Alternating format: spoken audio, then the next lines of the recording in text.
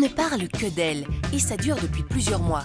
En duo romantique avec Jean Dujardin, sous la direction de Paul Verhoeven dans Elle et depuis le Festival de Cannes pour Victoria, une prestation encensée par la critique, toutes tendances confondues. Pour la rentrée de Home Cinéma, Fabrice Duels reçoit donc Virginie Efira, la comédienne la plus populaire du moment qui pourrait bien devenir pour un temps l'une des plus influentes du cinéma français. Nous irons également sur le tournage du nouveau film de Nabil Benyadir. Le réalisateur des Barons et de la Marche termine Do the Hook sur un sujet particulièrement brûlant. Allez hop, Home Cinéma, c'est parti!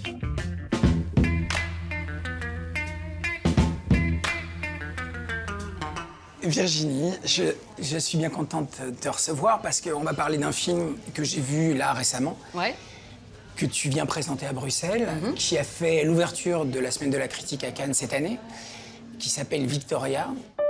Je me sens pas très concernée par le sexe en ce moment. Tu veux pas venir t'allonger plutôt? Bonsoir. Bonsoir. C'est moi, un télo, BG75. Sexe, je suis écœurée. Alors comment je suis arrivée sur ce film? Je tournais en Bretagne et j'apprends que Justine Triet veut me rencontrer. J'avais pas vu la bataille de Solferino. Je n'avais entendu parler beaucoup, j'avais pas vu, donc là je le vois. Je trouve beaucoup de qualité au film. Puis je vois surtout que c'est une metteur en scène qui conçoit autrement un tournage. Enfin, que c'est pas quelqu'un qui privilégie le confort. Dans l'idée, on a un script et après nous allons bien filmer les faits de mon scénario. Que c'est quelqu'un d'inventif. Mais bon, je vois juste un premier film qui donne envie. Et je la rencontre. En fait, je l'ai rencontrée. Voilà. Après, on s'est donné rendez-vous. Je me dis, tiens, peut-être c'est pour un petit rôle, etc. Elle-même pensait que j'étais... je sais pas, elle pensait que j'étais à Wagarner, quoi. Elle croyait que si on m'appelait pour boire un verre, ça prenait 6 mois avant que ça soit possible. Mais c'est souvent comme ça, hein. Dans le cinéma français, c'est parfois comme ça. Bah écoute, moi, je suis désolée de dire que je suis très disponible. Je sais pas si c'est une bonne nouvelle. En tout cas, on a bu un verre ensemble. Et quand on s'est rencontrés, ben, je sais pas, moi, j'ai eu un coup de foudre, quoi, en fait. J'aimerais comprendre là où ça a commencé à merder chimiquement dans ma vie. Vous voyez quoi? Pas grand-chose. Comment ça, pas grand-chose? Cette fille est complètement folle. On va se séparer, je vais très mal. Monsieur Mallet? C'est un ancien client que j'ai défendu. Ah ouais, t'es accusé de quoi? Stup. Il y a rien de bon, là, dans ces cartes? T'as pas une petite éclaircie quelque part? Elle dit que t'as attrapé un couteau à dessert et que tu lui as planté un coup dans le ventre à ce Mais moment-là. non, elle s'est fait ça toute seule quand je suis revenu dans la salle des fêtes. C'est une malade. Elle, de son côté, dit que vous lui avez arraché sa culotte violemment. Non, et de toute façon, même si j'avais voulu, j'aurais pas pu parce qu'elle ne portait pas de culotte. Mais tu veux là? Je dînais à la sortie de l'école. Ben, je plaisante. Non mais je te dis que je cherche un babysitter, moi. Ouais, ton jeune homme au père. Là, t'as plus d'appart. Ok, tu sors ce soir? Non, j'ai rendez-vous avec un mec dans ma chambre. Ah, d'accord. Mais je juge pas. J'ai entendu Trier, tu vois, à la radio, parler Ouais. de votre rapport à tous les deux. Ouais. Et il dit en fait que vous aviez un rapport, enfin que vous connaissiez pas effectivement, mais que vous aviez un rapport pratiquement physique sur le plateau. Comment ça s'est passé, ton rapport avec elle sur le plateau? Je savais que l'envie qui me séduisait très fort chez elle, c'était comme dans la bataille de Solferino, qui est du souffle, qui est de la vie. Qu'à un moment donné, quand on filme quelque chose, il faut que quelque chose se passe. Comment faire pour briser le confort, que quelque chose se passe et en même temps que ça soit tenu. Qui est quand même une idée du rythme, qui est quelque chose comme l'improvisation, mais sans improviser, comme si c'était à chaque fois quelque chose de neuf, sans forcément inventer le texte. Le texte, il est là, mais Justine Parce que hurlait c'est comme... très écrit. Oui, c'est quand même très écrit. Est-ce que tu avais de la latitude ou pas? Oui, parce qu'en fait, elle sait bien qu'au moment où on joue, si on veut justement essayer d'accéder à quelque chose d'organique, on va pas se dire « Attends, mon texte, c'était plus ça ».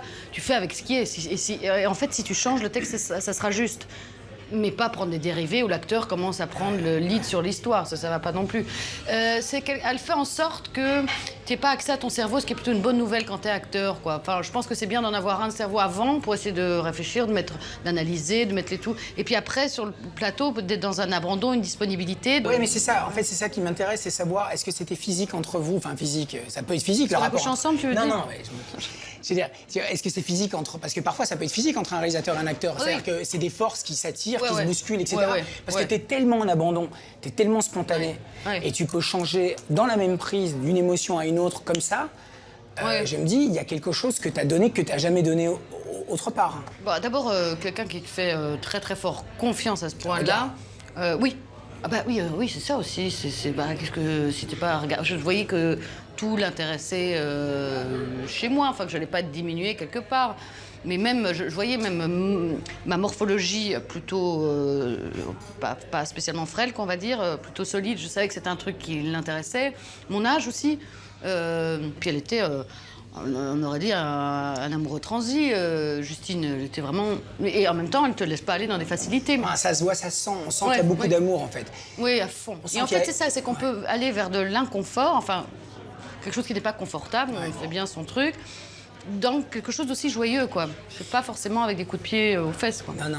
Qu'est-ce que tu fais là, David? C'est bon, là, je passais dans le coin, je peux voir mes filles, quand même. Tu connais le blog de ton ex? Comment est-ce que tu peux révéler des choses que je t'ai confiées sur mes clients? C'est quand même ironique, quoi. On me désigne comme la pute du barreau alors que je suis en plein néant sexuel. Est-ce qu'un témoin aurait pu vous apercevoir? Non, pas de témoin humain, mais Jacques, son chien. J'ai l'impression que t'as touché le fond. Mais j'ai constaté que dans le fond du fond, il n'y a pas de fond. Le film bouscule quand même beaucoup de clichés. Donc, les clichés dont tu as été un peu Un vecteur? un vecteur, en fait. Je vois cette bonne nouvelle. Là, en fait, toi et Justine et toi, vous tordez complètement le cou à ce cliché qui est quand même un cliché incroyable. Oui. C'est une femme mûre, d'un certain âge, on va dire, qui tombe réellement en amour, en amour pour un gamin, quoi. Ah oui, mais alors bon, ce qui est marrant, c'est que c'est jamais la thématique du film, quoi. Même, j'avais dit à un moment à Justine, peut-être il faudrait le mentionner, en faire quelque chose. Ça l'intéressait pas du tout. Vous voyez pas du tout où était l'enjeu de ça. Tandis que j'ai fait un film avec Pierre Ninet, là, 20 ans d'écart, où c'était profondément le sujet aussi. Donc tu vois, même avant, je m'interrogeais quand même un peu sur le positionnement féminin et pas correspondre complètement à un dictat. Voilà. Après, quand même, je sais que tu valorises beaucoup le cinéma américain et moi aussi, mais aujourd'hui, quand même, il est quand même supra-conformiste. Tu vois, je suis complètement d'accord avec toi. Tandis que le cinéma français, par son système économique, permet quand même de faire des choses assez différentes et parfois quand même d'interroger la société plutôt que d'être l'esclave de ce que dit la société, etc. Donc tu peux quand même sortir de ce truc-là. Et en même temps, Justine, elle le fait pas trop parce que par exemple, tu as plein de films qui racontent des femmes fortes, mais qui du coup parlent beaucoup de sexualité en avant, qui la mettent au devant et qui fait ah bah tiens, nous aussi, on peut être aussi vulgaire que les hommes, c'est génial. Moi, je trouve peu de... Voilà, et elle évite cette chose-là aussi.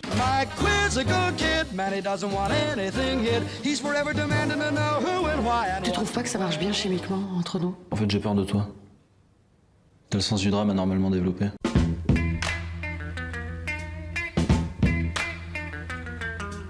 Je vais juste parler de Cannes encore, là, parce que donc, tu étais dans deux films importants, en tout cas à mes yeux. Oui, génial le film de Verhoeven. Un petit rôle dedans. C'est deux films aussi très féminins, très féministes, mais je sais pas comment l'utiliser, le terme féministe, mais tu vois, avec le désir de la femme au centre, en fait. Oui, le féminisme dans le sens pas se sentir coupable de ses désirs. Voilà, avec même une sexualité qui est un peu agressive. Oui, bien sûr. Et qui n'a pas peur d'affronter ça. Forcément, Victoria est différent, mais est-ce que tu as vu des parallèles entre les deux femmes, Victoria et le personnage qu'incarne Isabelle Huppert dans le film? Excuse-moi, mais dans le film de Paul Verhoeven, j'ai l'impression d'être le seul personnage non sexué avec le chat, quoi. C'est là que tu te trompes. Ah oui, moi, je pense que tu es ultra sexuée dans le film. Ah bon, mais moi, pas du tout. Bah oui, justement, une espèce de Sainte-Nitouche... Oui. Non, t'étais très sexuée. Ah oui, bah tu vois, non, je l'ai pas du tout vu comme ça, moi. Avec tes cols roulés. Oui, non. Ce qui est sûr, c'est que pour moi, elle est dans un délire de compréhension de toute chose, quoi. Enfin, elle est habitée par Jésus, quoi. Donc, oui, mais ça peut être très... Enfin, après... Oui, d'accord, mais bon, ça c'était des interprétations plus personnelles, mais... Oui, mais je pense pas être le seul. Ah oui, tiens, j'ai pas... Si, c'est vrai que dans le script, il y avait écrit, je pense que sur la morphologie, à nouveau, il voulait quelque chose de pas... Il voulait pas une bigote asséchée, quoi, parce qu'il y avait écrit blonde, gros sein, enfin, donc je me dis qu'il avait déjà en lui l'idée quand même de peut-être par rapport au physique d'Isabelle Huppert aussi, une idée de typologie, quoi, quand même. Sur le film, en tout cas, sur ce mot qu'on a parfois peur, comme s'il était grossier d'utiliser, qui est le féminisme ou féministe, les deux le sont, enfin, dans le sens où le film de Verhoeven, qui raconte effectivement une femme d'un certain âge en plus, à la sexualité offensive, ça c'est vraiment quelque chose de neuf, quelqu'un qui passe du statut de victime à reprendre le contrôle d'une situation aussi. Et il s'est fait attaquer d'ailleurs le film pour des gens qui pensent que le cinéma est un documentaire, strictement un documentaire sur c'est une propagande du viol. Enfin... Je l'ai pris sur le vif. Il était accroupi dans mes buissons en train d'observer votre maison. Et vous avez vu son visage? Non, il portait un masque ou une espèce de cagoule de ski. Tu tu la raccompagnes. Non, non, c'est pas la peine. Longtemps, on a eu l'impression, même dans les médias ou même les gens qui te connaissent ou qui te connaissent pas, que tu t'excusais un peu de faire ce métier. Que tu disais, ah mais vous savez, finalement, est-ce que tu t'es souvent posé la question de la légitimité? Oui, énormément. Aujourd'hui, ça va mieux ou... Oui, ça va mieux. Ouais, franchement, ça va mieux. Eh ben, sache que cette soirée aurait pu se terminer bien différemment. Ah bon? Ah oui. Ouais, dans un monde parallèle, juste été très intéressé par cette possibilité-là. Tu veux dire que si j'avais pas été lesbienne, tu m'aurais bien baisé, quoi. Ça. Oui, non. Oui, pouf. Pouf. Avant, je me disais, bah non, enfin, je sais pas, il fallait que je fasse des choses, peut-être que... Enfin, chaque fois que j'ai fait un film, j'avais une croyance très forte au moment où je le faisais. Sinon, il faut pas faire les choses. Après, c'est comme si je me désolidarisais du film pour le voir. Alors, je vois bien sa place. Je peux avoir une affection profonde. Je l'ai pour beaucoup de mes films. Après, je vois bien ce qui dans le paysage, ce qui cinématographique, ce qu'ils sont. Alors, peut-être qu'il faut aussi faire des choses auxquelles on trouve super pour arriver à se sentir légitime. Et puis arrêter de se poser les questions de est-ce qu'on a le droit ou pas le droit. À un moment donné, il faut faire. Tu te les poses encore? Moins, parce que t'as tellement tourné, tellement tourné là ces 3 dernières années. J'ai tourné pour m'enlever ces questions-là, en fait, franchement. Et bien sûr, il faut du doute, etc. Que tu peux pas avoir une pleine confiance en chaque chose que tu fais, certes. Mais il y a des peurs qui sont vraiment handicapantes, chiantes, pas très intéressantes. Tu passes beaucoup de temps avec toi-même en disant est-ce que j'ai le droit de ci, le droit de ça. Si je me pose encore ces questions-là, je meurs et je suis toujours pas avec les réponses. Hein. Donc à un moment, en fait, il faut juste. Je crois très fort qu'il faut l'action. Et que l'action, en fait, détermine la pensée, quoi. Donc je me suis dit, il faut que je désacralise l'idée de tourner et que j'en fasse plusieurs. À un moment, en fait, tu n'as plus peur d'essayer ou plus peur de... Est-ce que je vais mal faire? Tu fais.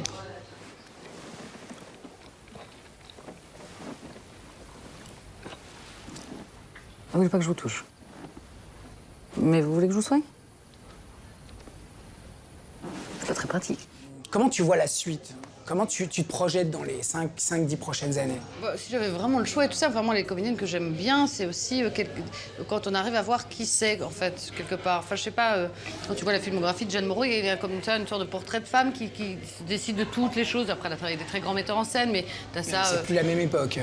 Non, c'est vrai. C'est vraiment plus la même époque. Tu vois bien, le cinéma français a changé. C'est un cinéma de télévision, c'est sauf... Enfin, non, c'est pas qu'un cinéma-télévision, t'as plein d'endroits, excuse-moi, il y a plein de metteurs en scène, de premier, deuxième film, qui font des choses qui ont malgré tout une exigence, etc. Je vois moins un panel aussi large en cinéma américain, un panel large, il y a des choses extraordinaires, mais de diversifier. C'est-à-dire que le financement est différent. C'est-à-dire que comme ce sont des financements qui viennent de la télévision... Non mais t'as raison. Ah oui, d'accord. C'est-à-dire qu'il reste un cinéma d'auteur, mais donc toi, je sais que tu as toujours voulu aller vers le cinéma d'auteur, tout en ayant une exigence populaire. Tu es très populaire. Moi, ce qui est merveilleux, la grâce totale, c'est faire quelque chose qui soit infiniment personnel et qui touche au plus large. Alors là, c'est un miracle. Ça n'existe pas tout le temps. Là, c'est vraiment un truc fou. Ça arrive parfois.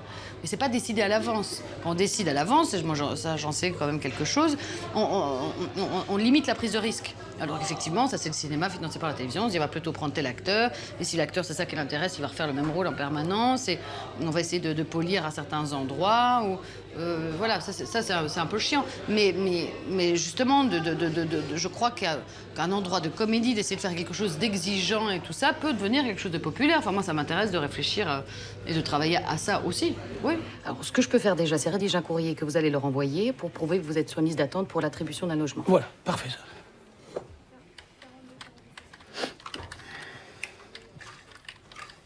J'aime bien votre façon de taper sur le clavier. C'est très érotique.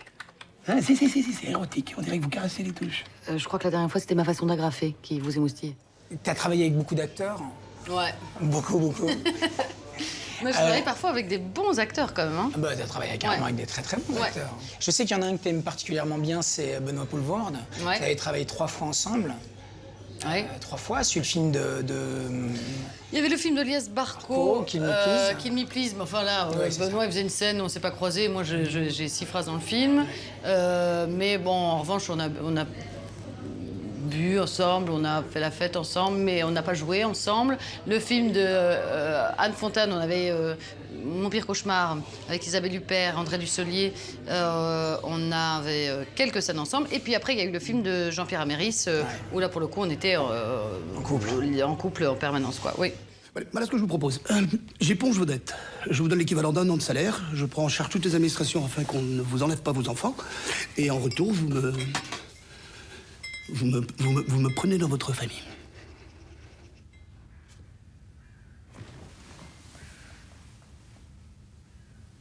Que je vous prenne dans ma famille?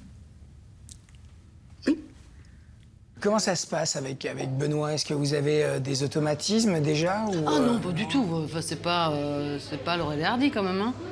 J'aimerais bien qu'on ait des automatismes, lui et moi, mais non. Hein. Non, Benoît... Bon, d'abord, il est quand même élégant dans le sens où... Enfin, je sais pas, hein, il a un truc où il n'arrive pas... Enfin, on s'imagine bien de Benoît, mais il hiérarchise pas les rapports, etc. Du tout. Du coup, il est vraiment, complètement avec toi. Mais non, mais il y a des gens qui font semblant aussi que ça les intéresse pas, mais au final, dans le jeu, on sent qu'il y a ce truc-là. Benoît, pas du tout. Il est vraiment profondément avec toi. Il joue même avant qu'on dise action. Il est très fort. Et puis après, puisque dans le dernier film, il fallait l'aimer, c'est pas difficile de stimuler une forme d'amour inquiet. Vous êtes d'accord que c'est honteux? Que c'est de l'exploitation? Non seulement il couche avec moi, mais en plus, il me paye pas ma journée d'essai? En même temps, tu voulais aussi coucher avec lui. Donc... Vous auriez fait ça, vous? Quoi? Ne pas payer ou coucher avec vous? Je pense qu'à un moment donné, quand tu atteins quelque chose comme ça de populaire et d'exigeant, tu peux être tout à fait moteur de beaucoup de choses. Ça veut dire à la fois sur les projets qu'on te propose qui sont difficilement finançables d'y être, ou même peut-être dans une démarche, par exemple moi là, comme je fais rien, on me dit qu'est-ce que tu fais en ce moment et que je dis j'attends.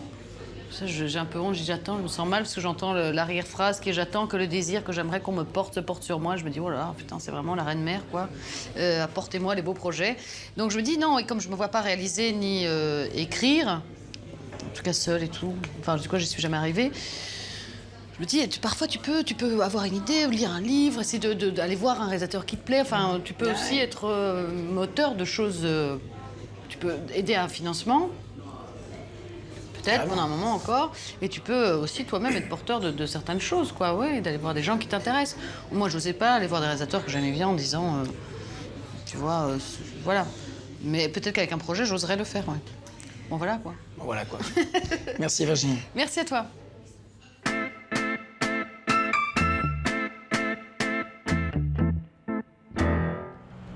Entre Charleroi et Anvers, où nous l'avons rencontré, le réalisateur Nabil Benyadia tourne Do the Hook. Après Les Barons et La Marche, son 3e long métrage réussit le pari d'une production 100% belge dépassant les clivages linguistiques. Un très beau casting avec en guest star Adil El Arbi, l'un des réalisateurs de Black. Polar ou film militant, ce qui est sûr, c'est que Do the Hook devrait bientôt faire l'événement. C'est l'histoire de Jan Verbeek, qui est commissaire de la brigade des stupes d'Anvers, qui décide à un moment donné de démissionner, se présenter dans un parti d'extrême droite, parce qu'il considère que le système ne va plus, que ça ne va pas, et qu'il veut changer les choses de l'intérieur, le système. Et c'est un peu l'homme un peu providentiel, tu vois, le héros que tout le monde admire, entre guillemets, parce qu'il n'a pas la langue dans sa poche et qu'il dit ce qu'il pense. Et au moment où il va démissionner, il y a tout son passé qui va ressurgir, son rapport avec la Wallonie, son rapport avec la Belgique, son rapport avec son passé. On ne va pas trop en dire plus, mais en tout cas, on suit un personnage qui est très très dur. Que même moi, je ne serai pas le premier à lui serrer la main. Okay. Les gens verront un film policier, d'autres verront un film politique. Voilà. Je pense que c'était intéressant de suivre un homme dur qu'on n'a pas envie qu'on n'apprécie pas spécialement. C'était ça le challenge. Actie.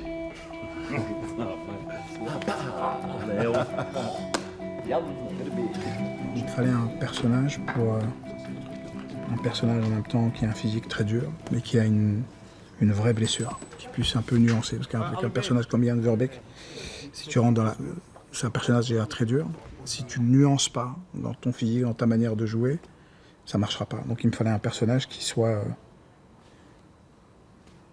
impressionnant, mais en même temps qui puisse tout de suite te dire qu'il a une blessure, qu'il a une fragilité et qui est avant tout un bon comédien. Donc, Peter Van de Begin. Après, à côté de lui, on a Sofiane Chila. Mon rôle est celui de l'inspecteur Driss Benaïssa, inspecteur à la brigade anti-stup à Anvers, la brigade de Jan Verbeek. Et c'est quelqu'un qui est entre deux communautés, en fait. Donc ils se sont un peu perdus. Parce que d'une part, il est pas accepté dans les quartiers parce que c'est un flic. Et de l'autre côté, dans la brigade, il est un peu stigmatisé parce que ses origines marocaines. Et donc c'est un super bon duo parce qu'il est aussi très fragile. Il voit Yann comme son père, le père qu'il n'a jamais pu avoir, un vrai père, plus que son vrai père en tout cas. Et il fallait qu'il y ait une vraie filiation entre les deux. Et puis c'est bien parce que j'ai appris que même Peter Van de Begin a été son prof de théâtre à l'école. Donc il y a un truc comme ça qui est super intéressant et qui se sent à l'image. Jan Verbeek. Yann de Cler, personnage qui pour moi est un des plus grands acteurs, les barons, il joue le président du parti. Il le fait avec beaucoup d'intelligence. Et puis ça reste Yann de Cler, quoi. Tu peux même le mettre en off, il a une présence, quoi. Jan Verbeek. Ce qui m'intéresse moi, c'est de pouvoir suivre un personnage qui a tous les tares possibles. Et d'avoir envie qu'il réussisse, qu'il aille au bout de son truc et qu'il s'en sorte. Mais bon, ce personnage, si tu creuses, il peut être quand même horrible. Comment ça se fait qu'on a envie de le suivre et qu'on a envie qu'il s'en sorte? Et c'est super, voilà, c'est ça qui moi m'intéresse. Suivre des personnages forts, nuancés, qui sont pas... Tout le monde il est beau, tout le monde il est gentil. Marcus, j'ai un plan sur la télé. Un plan sur la télé? Juste comme ça. Sur le plateau, on est tous des Flamands et Nabil nous parle en français, mais on comprend. Actie. Mais il y a un truc qui se passe, Roskam fait son film en français, moi je fais mon film majoritairement en flamand, Adil et Bilal font leur film en français. Je pense qu'il y a des films qui sont... Il y a un truc qui est en train de se passer où il ne faut plus qu'on se pose la question de se dire est-ce que je fais un film en flamand et en français sans que ça paraisse surréaliste. J'aurais fait un film en arabe, les gens auraient trouvé ça beaucoup plus normal que de faire un film en flamand. Ça m'a quoi. Problème flamand, wallon, on ne se la pose pas. C'est d'autres soucis que personnes issues de l'immigration ont, mais ça nous permet aussi d'avoir peut-être une place plus centrale par rapport au problème qui reste un problème politique, qui ne reste pas un problème de la population, on va dire. Coupé.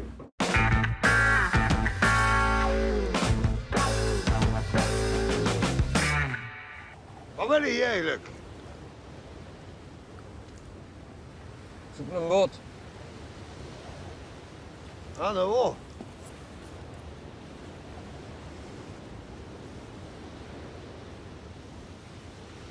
Hoeveel kost een overtocht? Is dat er veel meer is dan wij hier gaan permitteren, man? Immigreer niet. Dans Braque, l'Europe s'écroule et la population est contrainte à l'immigration. Possible futur proche et réalité contemporaine se mélangent dans ce premier film du documentariste Laurent Van Lancker. Elle est où ta violence aujourd'hui? Tous ces bourgeois que tu détestais sont devenus tes amis. Un raté, un minable. Tu nous vois comme ça? Il y a autre chose dans ce livre que des détails de merde, plus ou moins inspirés de ta vie de merde. Tu es un voleur, Émile. Un voyeur et un violeur. La meilleure chose qui me soit arrivée dans la vie, c'est de ne plus t'aimer. Oui, elle t'a quitté. C'était il y a 20 ans. Dans Ces années-moi, Danielle Thompson, fille de Gérard Houry, explore la relation authentique qui lie à Paul Cézanne au futur Émile Zola. Admiration, affrontement et un casting où l'on retrouve la Belge Déborah François.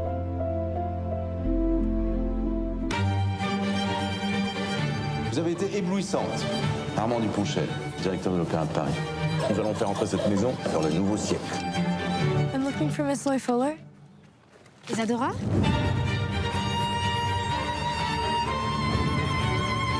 Elle a la grâce, hein.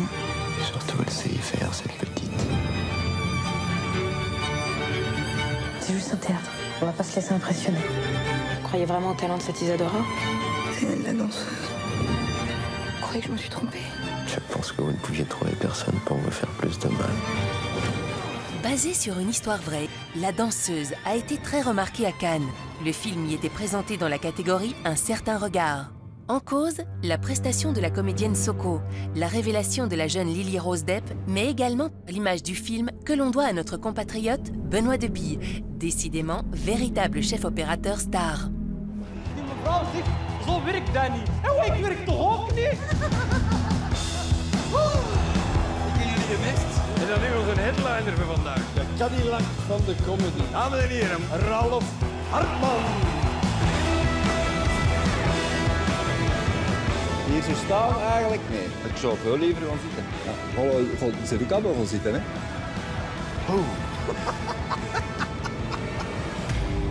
Le comédien Peter Van den Bohin, que l'on verra prochainement dans le nouveau film de Nabil Ben Yadir, est un comédien de stand-up tourmenté dans Everybody Happy de Nick Balthazar. Un burn-out précipité par l'arrivée d'un jeune et brillant concurrent.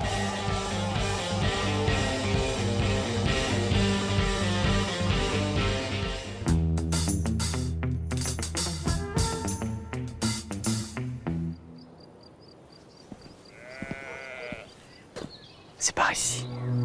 Cette année, le FIF, Festival international du film francophone, met à l'honneur le comédien Sergi Lopez et offre un focus cinéma flamand. Il présente bien sûr de nombreuses avant-premières, avec en ouverture La fille inconnue, le tout nouveau film des frères Dardenne. Durant le festival, vous croiserez peut-être Bouli Lanners, Nicole Garcia, Sandrine Bonner ou Nicolas Bedos. Horaires et infos sur fif.be. Le 43e Filmfest Gent s'ouvrira le mardi 11 octobre avec la Palme d'Or du Festival de Cannes, Moi, Daniel Blake, réalisé par Ken Loach. Comme chaque année, le festival fait la part belle à la musique de film avec cette fois un hommage à la musique des séries télévisées, un genre qui vit un nouvel âge d'or. Toutes les infos sur filmfestival.be.